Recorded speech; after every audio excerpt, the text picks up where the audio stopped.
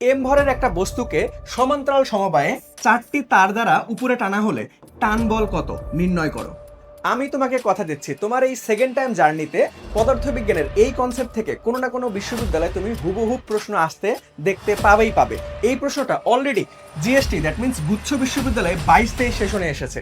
আমাদের second time optimistic ব্যাচে ভর্তি হলেই এই লেকচার বুকগুলো অর্থাৎ physics, chemistry, math, biology, Bangla, ইংরেজি এই লেকচার বুকগুলো তোমার বাসায় কুরিয়ারের মাধ্যমে পৌঁছে যাবে। আসসালামু আলাইকুম প্রিয় শিক্ষার্থীরা, তোমরা যারা সেকেন্ড টাইম বিশ্ববিদ্যালয়ে ভর্তি প্রস্তুতি নিচ্ছ বিজ্ঞান বিভাগ থেকে, আজকে পদার্থবিজ্ঞানের খুব সুন্দর একটা কনসেপ্টের প্রশ্ন দেখব, সুতার টান নির্ণয়ের। সো চলো আমরা প্রশ্নটা একটু দেখে ফেলি। সমান্তরাল সমবায়ে চারটি তামার তারের সাহায্যে 6 কেজি ভরের একটা বস্তুকে খাড়া উপরের দিকে 2 ms−1 সমবেগে টানা হলে প্রতিটি তারের কত টান পড়বে? সো খুব সুন্দর একটা প্রশ্ন। সো চলো আমরা এই প্রশ্নটা বোঝার সুবিধার্থে আমরা এইরকম একটা ডায়াগ্রাম অঙ্কন করে নিয়েছি যে ভাইয়া এই যে আমাদের এম ভরের একটা বস্তু, আমরা সমান্তরাল সমবায়ে কি বলছে যে ভাইয়া সমান্তরাল সমবায়ে, সো সমান্তরাল সমবায়ে চারটা তার দ্বারা আমরা উপরে কি সমবেগে, কত সমবেগে 2 ms−1 সমবেগে উপরের দিকে টানতেছি, তাহলে এখন তারে কতটুকু টান পড়বে এই প্রশ্নটা আমাকে সমাধান করতে হবে। তাহলে চলো আমরা এই প্রশ্নটা সমাধান করার জন্য নিউটনের থার্ড ল থেকে খুব সুন্দরভাবে আমরা হেল্প নিয়ে এই কনসেপ্টটা সমাধান করতে পারি। সো নিউটনের থার্ড ল আমরা কি জানি যে ভাইয়া প্রত্যেক ক্রিয়ারই সমান ও বিপরীত প্রতিক্রিয়া বল রয়েছে। তাহলে দেখো আমরা এইখানে যখন এই বস্তুটা, যখন এটা কি ভর অবশ্যই আছে, এম ভরের একটা বস্তু তাই না, সো এই এম ভর থাকলে এর ওজনটা কোন দিকে কাজ করবে? অলওয়েজ নিচের দিকে কাজ করবে। তার মানে এম জি আমাদের কি কাজ করতে হবে? নিচের দিকে কাজ করতেছে। আবার যদি আমরা দেখি যে ভাইয়া আমরা তো চারটা সমান্তরাল সমবায়ে যুক্ত তার দিয়ে উপরের দিকে টেনে তুলতেছি বস্তুটাকে, তাহলে প্রত্যেকটা তারের কি টান বল আছে, এটার টান বল, এটার টান বল, এটার টান বল, এটার টান বল, সো সবগুলোকে আমরা টি দ্বারা প্রকাশ করলাম। তাহলে টান বল কোন দিকে কাজ করতেছে ভাইয়া? সবগুলোর টান বল উপরের দিকে কাজ করতেছে। তাহলে আলটিমেটলি আমরা এই দুইটাকে কি করতে পারবো? সমান ধরে নিতে পারবো না। তাহলে দেখো এখানে আমরা লিখতে পারতেছি তাহলে যে ভাইয়া এমজি ইকুয়াল টু কয়টা টান? একটা না, চারটা টান কাজ করতেছে, কারণ চারটা তার দ্বারা আমরা কিন্তু উপরে টানতেছি। তার মানে টি প্লাস টি প্লাস টি প্লাস টি। তাহলে দেখো এখানে আমরা যদি সাজাই লিখি যে ভাইয়া আমরা 4t ইকুয়াল টু আমরা mg লিখতে পারতেছি।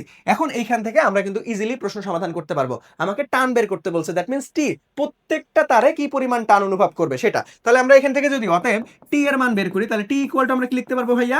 mg divided by 4। তাহলে মান বসাই দাও যে ভাইয়া এখানে এম এর মান কত? এম এর মান 6 কেজি, তার মানে 6 ইন্টু 9.8 ডিভাইডেড বাই 4। তাহলে দেখো এখানে 3 দুগুণ 6, 2 দুগুণ 4, তাহলে এইখানে 2 দ্বারা কাটাকাটি করি আমরা 4.9 পাবো।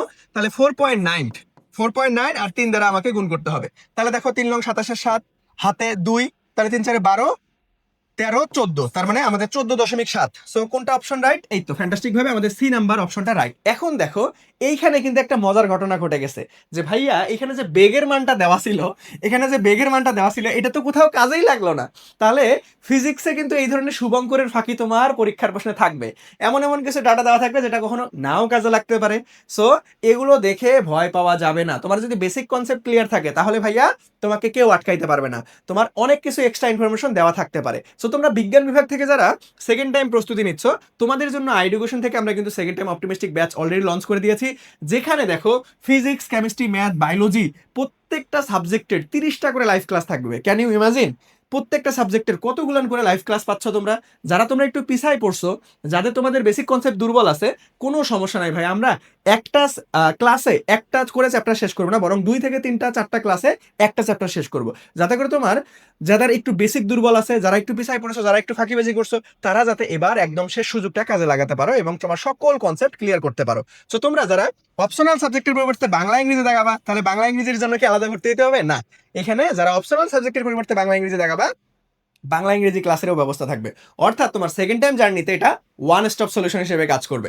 সো এইখানে দেখো অনেক অনেক ফিচার এই কোর্সে। সো তোমরা যখন ভর্তি হবা, তোমার বাসায় কিন্তু কুরিয়ার করে পৌঁছায় যাবে আমাদের এই লেকচার বুকগুলো। দেখো physics, chemistry, math, biology, Bangla, ইংরেজি এই লেকচার বুকগুলো তোমার বাসায় কুরিয়ারের মাধ্যমে পাঠাই দিব আমরা। ওকে, সো যাতে করে আমার ক্লাসের পরে যে ভাই কোথা থেকে প্র্যাকটিস করবো, কি পড়বো, কতটুকু পড়বো, কোন কোন প্রশ্নগুলো বেশি গুরুত্বপূর্ণ, সো এগুলো নিয়ে যাতে কনফিউশন না থাকে, আমরা সকল বই অ্যানালাইসিস করে তোমাদের জন্য লেকচার বুকগুলো তৈরি করছি।